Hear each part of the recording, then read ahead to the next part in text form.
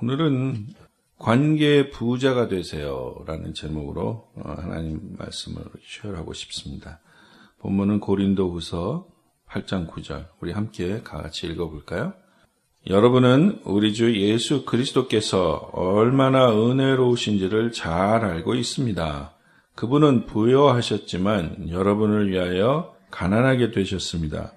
그분이 가난해짐으로써 여러분은 오히려 부여하게 되었습니다. 아멘. 예수 믿는 사람들은 예수님 때문에 인생의 역전을 경험하게 됩니다.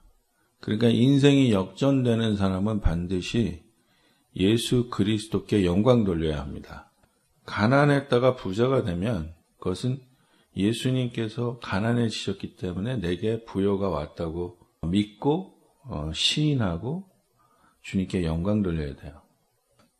일반 사람들은 부자와 가난한 사람들은 뭐가 달라도 다르다 이런 말을 합니다.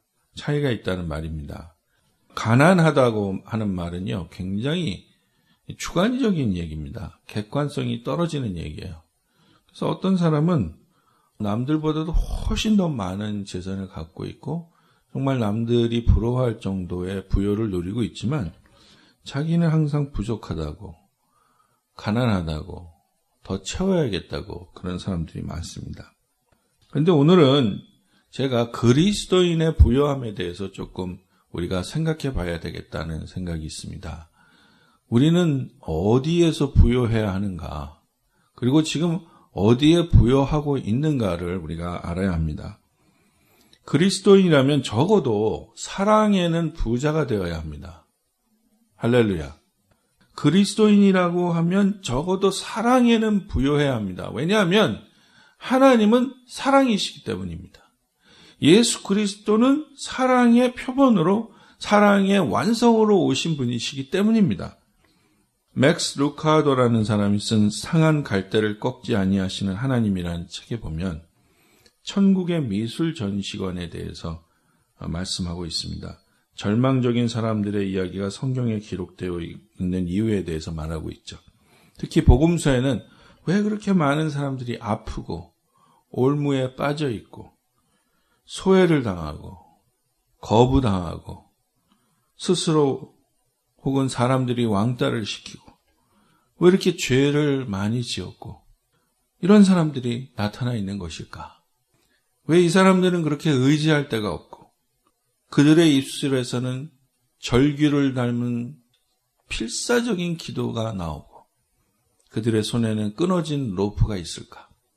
그러나 그들 앞에 나타나신 예수 그리스도, 그분은 그들의 인생의 모든 사람이 돌을 던지려고 물러났을 때 이 상처받고 아픈 사람들의 인생에 다가가신 거죠. 주님의 방법은 아주 단순하게 다가가십니다. 그것은 은혜로운 말씀을 하시거나 친절하게 손을 내미신 겁니다. 보지 못하는 사람의 눈에는 손을 대셨고요. 지친 어깨 위에는 손을 얹으셨고요. 그리고 하나님의 말씀을 이해하지 못하는 사람들에서 비유를 사용해서 쉽게 설명하셨습니다. 이 모든 행위는 주님이 가지고 계시는 상한 갈대를 꺾지 아니하시고 꺼져가는 심지를 끄지 아니하시는 사랑의 행위, 그 예언의 성취였습니다. 결국 예수 그리스도는, 하나님의 아들은 우리가 어떤 업적을 이루었는가, 우리가 어떤 율법을 지켰느냐가 아니고 우리가 얼마나 고통당하느냐를 보신다는 얘기죠. 그건 왜냐? 예수님은 사랑이시기 때문에 그렇다는 거예요. 문제를 보지 못하는 데는 객관성이나 논리나 상식이 없어서가 아니고요. 진짜 문제를 보지 못하는 이유는 사랑 때문이에요. 사랑. 사랑이 결여되면 사람은 눈을 감을 수밖에 없죠. 엊그저께 페이스북에 사랑이란 화가 났을 때도 서로 돌보는 것이란 그림이 떴어요. 할머니, 할아버지가 한 50년 이상 결혼 생활 하셨는데 두 분이 싸우셔서 할머니가 털어져서 있고 할아버지도 저 의자 끝에 가서 계시는데 비가 오기 시작했습니다. 그러니까 이 할아버지가 우산을 펴서 다가가진 않고 팔을 쭉 뻗어서 할머니의 머리 위에다가 얹어놓습니다. 이 그림의 제목이 사랑이란 화가 났을 때도 서로를 돌보는 것. 우리 하나님의 마음이 이런 것 같아요. 우리가 막 죄 짓고 사실 여러분이나 저나 우리 안에 보면 참 엉망이잖아요. 형편없잖아요. 그런데 하나님이 마귀가 주는 불화살을 맞을까봐 우산을 착 펴서 네가 그렇게 죄를 계속 지어서 나랑 가까이 올 수는 없지만 내가 팔을 뻗어 너를 지켜줄게. 하나님께 나오는 사람들의 인생이 완전한 걸 기대하지 않으시죠? 그렇기 때문에 아픈 사람, 힘든 사람, 도움이 필요한 사람, 거꾸러진 사람, 부러진 사람이 언제나 주님 앞에 나올 수 있는 거죠. 복음서에 증거된 이런 이야기들은 살아계신 하나님이 인생들의 실제적인 고통의 현장에서 실제적으로 임하시는 역사적인 순간을 담은 것들입니다. 그렇게 말씀을 대하는 그 복음서의 말씀을 읽는 우리들은 내가 고통받고 상처 입었을 때 하나님은 어디에 계셨을까라고 하는 질문에 대한 답을 얻을 수 있습니다. 조각난 희망에 대하여 하나님은 어떻게 반응하시는가? 아픈 병자에 대하여 하나님은 어떤 감정을 가지고 계시는가? 하나님은 당신의 외로운 마음에 어떤 위로의 말씀을 주시는가? 성경에 나오는 상처받는 인물들에 대한 하나님의 말씀은 단지 그들을 위하여 하신 것이 아니라 지금의 나를 위하여 그리고 우리 모두를 위하여 하신 말씀입니다. 구약 시편 말씀에 이스라엘 백성, 이스라엘 민족이 당하는 고통에 응답하시는 하나님의 말씀을 만날 수 있습니다. 시편 137편 1절로부터 4절. 이스라엘이 바벨론으로 포로되어서 정말 힘든 자신들의 형편을 노래한 노래죠. 우리가 바벨론의 여러 강변 거기에 앉아서 시온을 기억하며 울었도다. 그 중에 버드나무에 우리가 우리의 수금을 걸었나니 이는 우리를 사로잡은 자가 거기서 우리에게 노래를 청하여 우리를 황폐케 한 자가 기쁨을 청하고 자기를 위하여 시온의 노래 중 하나를 노래하라 함이로라. 우리가 이방에 있어서 어찌 여호와의 노래를 부를꼬. 절망적인 포로 생활에 담긴 절규죠. 그런데 이 똑같은 장면에 에스겔서 37장에 보면 하나님이 에스겔에게 나타나 에스겔뿐 아니라 유대민족 전체의 운명을 바꿀 놀라운 환상을 보여주십니다. 그것이 그 유명한 죽은 사람들의 마른 뼈가 가득 찬 무덤의 골짜기 환상입니다. Dry bone, Valley of Dry bone. 이때 하나님의 예언의 말씀은 굉장히 강력하고도 사실은 심플했습니다. 에스겔아, 보느냐? 네 상황이 나쁜 정도가 아니라 불가능하다. 내 힘으로 인생을 살려 했을 때, 네 힘으로 나를 믿고 간다고 했을 때, 네 힘으로 자녀를 기르고, 네 힘으로 돈을 벌고, 네 힘으로 뭔가 이루려고 했을 때 결과가 이거다. 이젠 네 힘으로는 안 된다. 너는 절망 속에서 나에게 의지하는 법을 배워야 한다. 이제 내가 너를 일으켜 세울 것이다. 여러분, 절망 가운데서 무엇을 배워야 합니까? 희망이 없는 곳에서 무엇을 배워야 합니까? 소망이 끊겨진 곳에서 누구를 만나야 합니까? 하나님이 만나주시는 거죠. 그래서 어떤 사람은 절망이 축복이에요. 왜? 절망의 끝에 하나님을 만나기 때문에. 여러분, 애들한테 너무, 저도 요즘 애가 넷이다 보니까 나를 절망으로 이끄는 애들이 있어요. 나를 참 힘들게 하는 애들이 있어요. 그 애가 나중에 나로 하여금 하나님을 찬양하게 하는 이유가 될 수도 있습니다. 할렐루야. 그 끝에 하나님이 계시다면 우리 주변에 우리를 너무 힘들게 하는 사람이 있어. 여러분 그런 건 못 느끼세요? 나를 너무 다운시키는 사람이 있어. 참 나쁜 사람이 되게 만드는 사람이 있어. 근데 우리가 그 끝에, 그 뒤에 계신 하나님을 보면 우리는 이 관계에서 승리할 수 있습니다. 이 Valley of Dry Bone에서 하나님은 에스겔에게 어떤 일이 벌어질 것인가를 이게 알려주시는데요. 첫 번째, 하나님의 생기가 우리들의 뼈를 맞추고 연합시키신다는 거죠. 에스겔서 37장 5절에 주 여호와께서 이 뼈들에게 이같이 말씀하시기를 내가 생기를 너희에게 들어가게 하리니 너희가 살아나리라. 이 하나님의 말씀으로 뼈들이 서로 들어맞는다는 거야. 뼈들이 서로 맞춰지고 연결된다는 거죠. 부러졌던 뼈가 다시 회복돼서 서로 커넥트 된다는 거죠. 거기에 힘줄이 생기고 살이 붙는 거예요. 그러니까 뼈가 연결되는 게 먼저입니다. 부러지고 나누어지고 조각난 뼈가 하나님의 생기로, 하나님의 성령으로, 여기서 이 생기라는 말은 히브리 말로 루아크인데요. 이 루아크란 말은 이 창세기 1장 2절에 나오는 말이에요. The Spirit of God was hovering over the waters. 근데 이 Spirit of God이란 말이 루아크 엘로힘이란 말이에요. 그거는 뭐냐면 엘로힘이 뭐예요? 창조자, 하나님이라는 말씀이죠. 루아크, the Spirit, 하나님의 Spirit이 천지를 만드실 때 수면 위를 운행하셨다 이 말이에요. 이 루아크를 하나님이 이 드라이본에게 주신 거예요. 천지를 만드셨을 때 있었던 그 하나님의 스피릿을 우리에게 주신 거예요.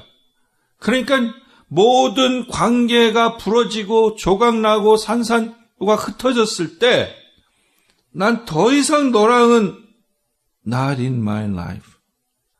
난 너 얼굴 안 볼 거야. 난 더 이상 너 우리 집 사람이라고 생각 안 할 거야. 넌 내가 호적에서 팔 거야. 이런 나눔, separation. 난 더 이상 네 얼굴 보기 싫어.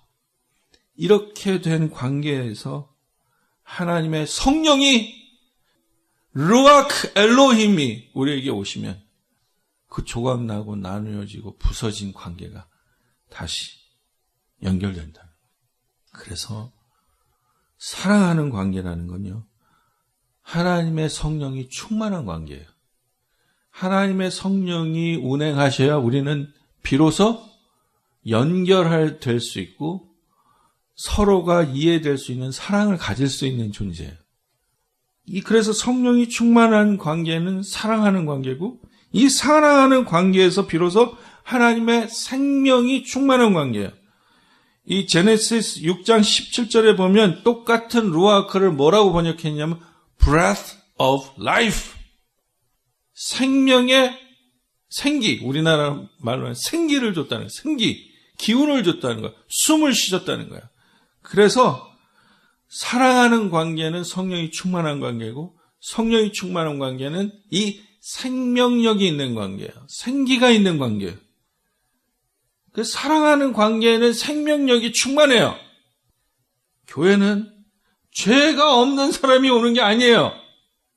절망이 적인 사람, 죄 많은 사람, 부러진 사람, 나누어진 사람, 조각난 사람, 아주 다른 사람 얼굴은 지겨워서 보기도 싫은 사람, 나 혼자 살고 싶은 사람, 이런 사람들이 와서 하나님의 성령으로, 하나님의 사랑으로, 하나님의 생기로 변화돼서 드디어 스스로가 하나님 주시는 그 성령 충만, 생명 충만을 입어서 생명력 있는 인생으로 그 생명을 전하는 게 교회입니다. 생명력이 있어야죠. 생명을 가져야죠. 루아크로 인해서 하나님의 사랑과 생명이 충만해야죠. 그때 비로소 줄 수 있잖아요. 엊그저께 누가 저한테 이불 좀 있으세요? 근데 없어. 이불도 없으면 못 주는 거야. 그거는 제가 인색하거나 제너러스하거나에 관계없어요. 없으면 붙이는 거예요. 당신이 좋은 사람이냐 나쁜 사람의 문제가 아니에요. 당신이 목사냐 집사냐의 문제도 아닙니다. 당신이 여자냐 혹은 나이가 많냐 적냐의 문제도 아니에요. If you don't have it, you cannot give. 그러니까 우리는 생명력과 사랑이 충만한 사람이 되려면 그걸 받아야 되겠죠. 그게 루아크가 주신다는 거예요. 루아크 엘로힘 주신다는 거예요. 시편 2편 8절에 나에게 청하여라 만방을 너에게 유산으로 주리라. 땅끝에서 땅끝까지 너의 것이 되리라. 히브리 사람들은 이걸 어려서부터 압니다. 또 그렇게 살려고 하고요. 그래서 헤어질 때마다 샬롬이라는 말을 쓴다는 거예요. 이 말은 사실 평화라는 말이지만 역사적이고 신앙적인 의미는 이겁니다. 부족하여 나누임이 없어라. 충만해서 결핍이 없어라는 거예요. 사랑이 충만해서 너희들은 싸워서 나누어지는 일이 없어라. 그 말로 샬롬 하는 거야. 너희가 부족해가지고 생명이 부족해서 생명력이 부족해서 사람들에게 힘들어하고 기대는 모습이 없어라. 샬롬 이렇게 얘기하는 거예요. 충만해라 이 말이에요. 사랑과 생명력이 충만해라. 너희가 치는 양떼를 위해 물에 부족함이 없기를 풀들이 부족함이 없기를 너희 자손이 많아 후손에 부족함이 없기를 너희가 쌓아놓은 양식에 부족함이 없기를 너희가 생각하는 모든 지혜에 부족함이 없기를. 이게 샬롬이에요. 이것을 평화로운 상태라고 히브리 사람은 이해하고 있는 거예요. 우리가 언제 평화한 줄 아세요? 부족함이 없을 때. 목사님 부족해도 감사하고 평화해야죠. 저는 부족하고 힘들어서 힘든데도 불구하고 언제나 감사하는 사람을 제 눈에는 못 봤습니다. 이때까지. 부족함이 없고 언제나 충만한데도 힘들어하는 사람은 봤어요. 샬롬. 그래서 우리가 믿는 사람끼리 만날 때마다 또 편지 쓸 때마다 샬롬이라는 말을 하는 거예요. 왜? 충만한 생명력을 나눠주는 이야기죠. 축복을 빌어주는 거예요. 진정한 축복은 그래서 나누는 거예요. 진정한 샬롬은 서로 나누는 겁니다. 샬롬, 샬롬, 샬롬. 그러니까 이 관계가 정말 중요한 거예요. 관계가. 나와 하나님과의 관계, 나와 이웃과의 관계. 부부관계. 오래 지속된 결혼생활 자체가 축복입니다. 왜냐하면 언약이 깨어지지 않은 곳에 하나님의 축복이 있고 우리는 그 축복의 열매에 감사를 할 수 있는 거죠. 히브리의 사랑이란 말은 아하바와 다바크라는 말로 나누어집니다. 이 아하바라는 사람은 사실은 감정적인 단어이기 때문에 굉장히 주관적인 단어예요. 그래서 히브리 사람은 이 아하바에 대한 설명은 잘 하지 않습니다. 그래서 히브리 민족은 아하바라는 주관적인 사랑이라는 말을 설명하기 위해서 다바크라는 말을 써요. 이 다바크라는 말은 뭐냐면 접착된다는 거예요. 달라붙는다. 그래서 다바크라는 말을 성경에서 찾아보면 룻기 1장 14절에 나와 있어요. 그들이 소리 높여 다시 울더니 오르바는 그 시모에게 입맞추되 룻은 그를 붓조찼더라. 붓조찼더라는 말이 있어요. 한국말에. 어떻게 했냐면 쫓았는데 착 달라붙어서 쫓아갔다는 거죠. 여러분 이 유명한 얘기 아시잖아요. 이 아들들이 죽고 며느리들이 남았는데 이제 시어머니가 미안하게 됐다. 내 아들들이 너희들을 놓고 먼저 갔으니 니네들 이제 마음대로 가라. 그랬더니 이 울면서 다른 며느리들은 시모에게 이렇게 입맞추고 떠나는데 이 룻은 이 시어머니를 붓조찼더라는 말이 이 다바크예요. 다바크. 이것은 연합하다, 바짝 붙어있다, 가까이 하다, 열심히 쫓다, 친하다 이 말이에요. 고대 히브리인들은 아버지를 사랑하는 아들이 있다면 당연히 아버지가 필요할 때 포도원으로 나아가 함께 일을 도와주는 것이 바로 아버지를 사랑한다는 표현이라고 생각하는 거예요. 감정이나 관념적인 사랑을 행동하는 사랑으로 설명한 이유는 히브리 민족 자체가 공동체적 운명이라는 걸 늘 생각하고 있기 때문입니다.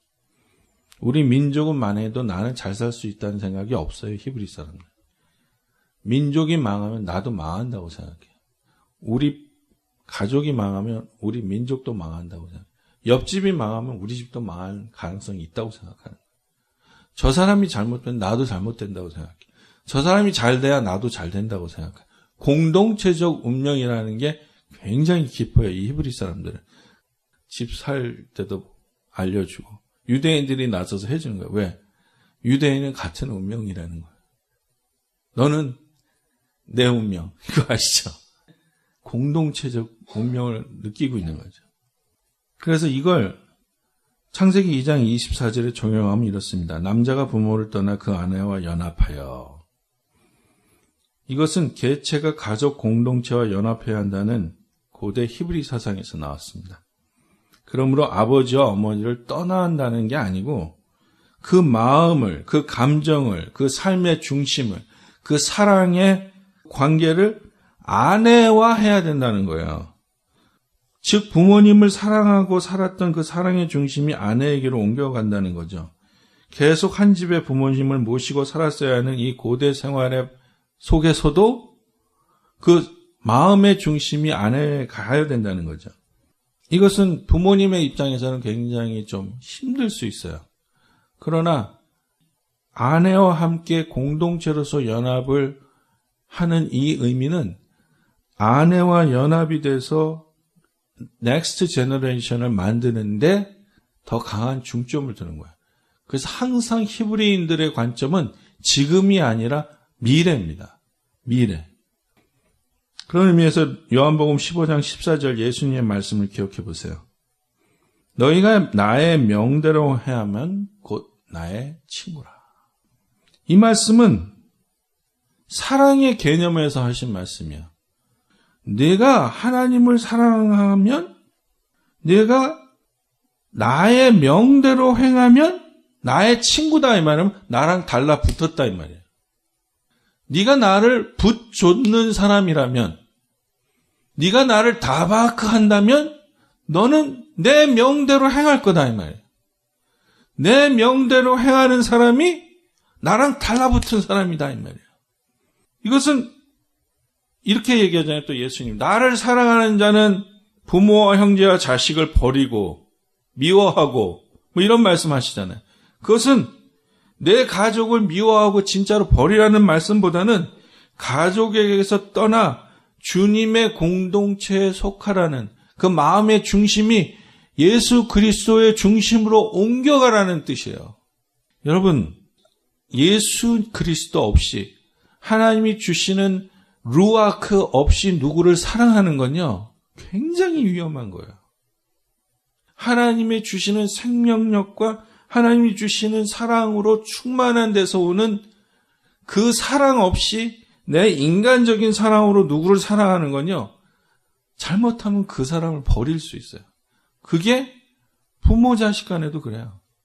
하나님이 주시는 생명력 없이 사랑 없이 아들과 딸을 무작정으로 내 인스팅틀리 내가 가진 사랑으로 사랑하면요, 반드시 여러분은 나중에 후회합니다. 제발 그렇게 하지 마세요.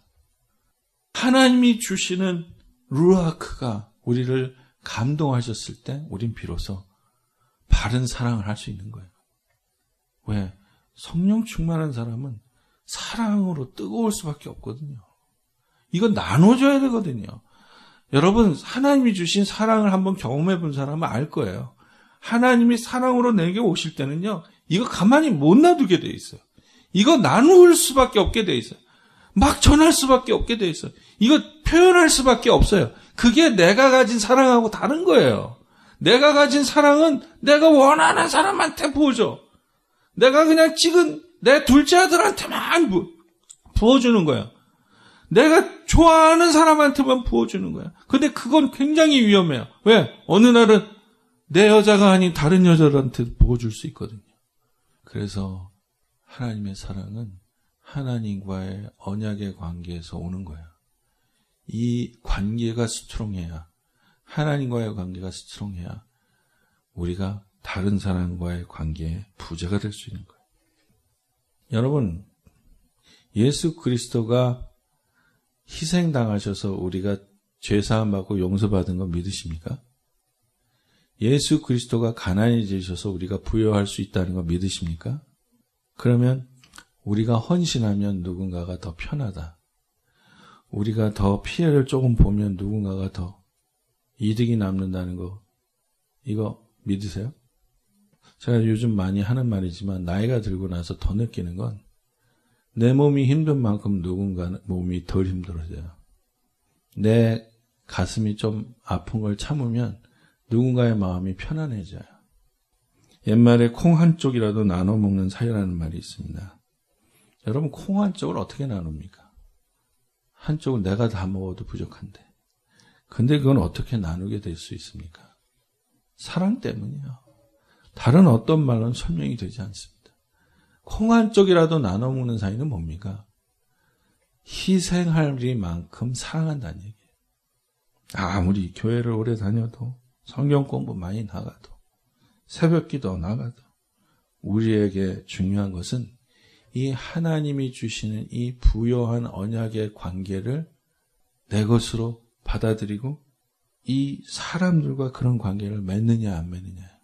그러니까 이 하나님의 법칙, 하나님의 관계를 이해한 사람은요, 그렇게 더 많이 가지고 내가 더 내 기분을 챙기고 더 내가 지금 어떤 이득이 있느냐를 생각하지 않게 돼 있어요. 왜냐하면 하나님의 사랑은 무조건적인 사랑인데 무조건적인 사랑을 받아놓고 나는 계속해서 조건을 따지는 거, 이건 이율배반이죠. 그래서 진짜 내가 생명을 잃었다고, 내가 죽을 수밖에 없었던 죄인이라고 생각하는 사람은 하나님 앞에 감사할 수밖에 없잖아요. 고린도후서 8장 9절에 본문 말씀, 여러분은 우리 주 예수 그리스도께서 얼마나 은혜로운지를 잘 알고 있습니다. 그분은 부여하셨지만 여러분을 위하여 가난하게 되셨습니다. 그분이 가난해짐으로써 여러분은 오히려 부여하게 되었습니다. 예수님이 홀로 골고다 언덕을 걸으신 이유는요, 우리에게 여러 사람과 같이 힘든 길을 연합해서 갈 수 있는 길을 열어놓으신 거예요. 이거 이해하세요? 왜 예수님이 혼자 가셨냐면, 왜 제자들이 다 주님을 버리고, 왜 아무도 주님 편에 서지 않았냐면, 예수님이 홀로 담당하신 그 길 때문에 우리가 그 힘든 일을 갈 때 여러 사람과 함께 갈 수 있게 해주시기 때문이에요. 그걸 원하셨기 때문이에요. 예수님이 홀로 우리 죄를 지시고 십자가를 지신 이유는 우리가 우리에게 죄진 사람을 서로 용서하고 같이 사랑하면서 살게 하기 위함입니다. 우리가 우리에게 죄진 자를 사랑의 관계로 만드는 예수님의 증거자가 돼요. 원수를 사랑하는 말은 이거예요. 원수와 관계를 끊지 마라. 내가 너에게 루아크를 주리라. 그러면은 언젠가 그 관계 내가 역전시키리라. 관계 끊지 마세요. 사람을 접지 마세요. 사람을 포기하지 마세요. 그래서 결혼 생활을 그렇게 해서 행복하게 된 사람, 예수 그리스도 때문에 결혼 생활이 역전된 사람은요, 미혼자들에게 당당히 결혼하라고 권유할 수 있습니다. 근데 이 역전을 맛보지 못한 힘든 결혼 생활을 하는 사람은요, 그냥 혼자 살아라. 너 나이도 많은데 뭘 그렇게 결혼하려고 그러냐. 결혼 생활 그거 힘들어. 그냥 자유롭게 자유로운 영혼이 돼서 돌아다니고 놀아.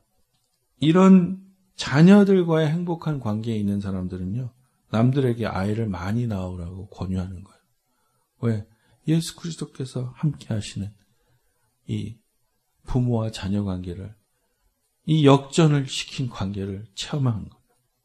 그래서 자꾸 나누고 넓히고 받아들이고 배려하고 들어주고 기도해주고, 이게 관계에 부여한 사람이에요. No, I don't want to see him. No, I don't want to go there anymore. No, 나는 쟤 다시는 안 볼 거야. 내 눈에 흙이 들어오기 전에는 안 봐. 이건 관계가 너무 가난한 사람. 결국 어떻게 돼요? 나 혼자 설 수밖에 없잖아. 나 혼자. 사실 예수님은 홀로 그 길을 가신 이유가 우리 보고 더불어 갈 수 있게 해놓으신 건데, 주님이 해놓으신 그 길을 내가 싹 치워버리고 나 혼자 가겠다는 거야. 부모와 자식 관계, 부부 관계, 친구 관계, 형제와 자매 관계, 이웃 관계, 교우 관계, 그리고 심지어 원수 같은 관계 속에서 우리는 하나님의 루아크 오셔서 넘치는 생명을 전하고 넘치는 사랑을 증거하는 그 부요한 관계로 만들어 주실 줄 믿습니다. 기도합시다.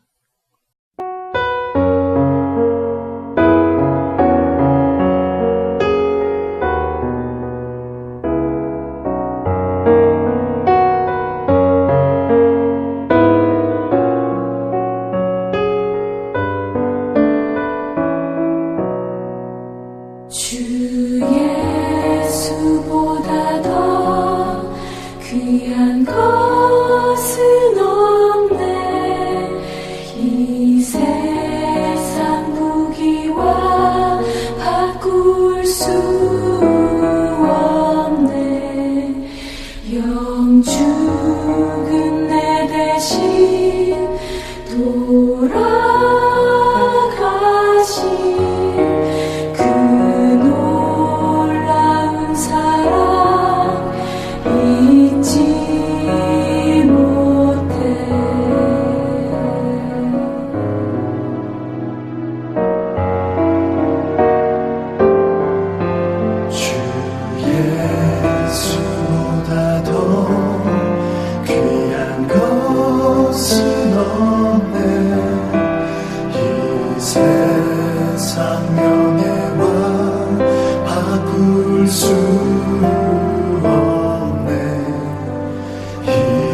이전에 즐기던 세상 일도 주 사랑